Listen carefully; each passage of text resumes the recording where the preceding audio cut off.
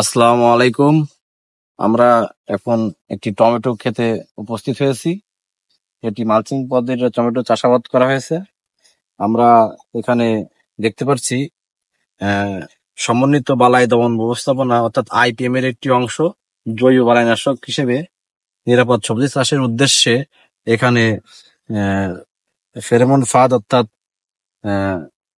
Sticky trap ব্যবহার করা হয়েছে। আমরা যে বোর্ডটা এখানে দেখতে পাচ্ছি এটার নাম হচ্ছে স্টিকি ট্র্যাপ। এটি 18 জাতীয় একটি বোর্ড।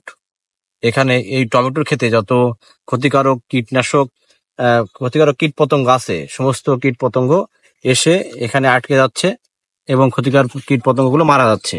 এখানে আমাদের রাসায়নিক আহ, কীটনাশকের ব্যবহার অনেক কমে যাচ্ছে। আমাদের যারা ছাদ বাগানে সবজি চাষ করি তারা এই স্টিকি ট্র্যাপ ব্যবহার করতে পারি। এতে আমাদের রাসায়নিক দ্রব্য প্রয়োগের মাত্রা অনেকটাই কমে যাবে।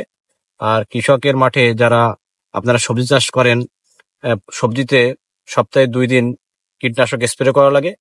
আপনারা কিন্তু অনেকে জানেন না যে সেই সবজি খেতে পোকামাকড়ের উপস্থিতি কেমন।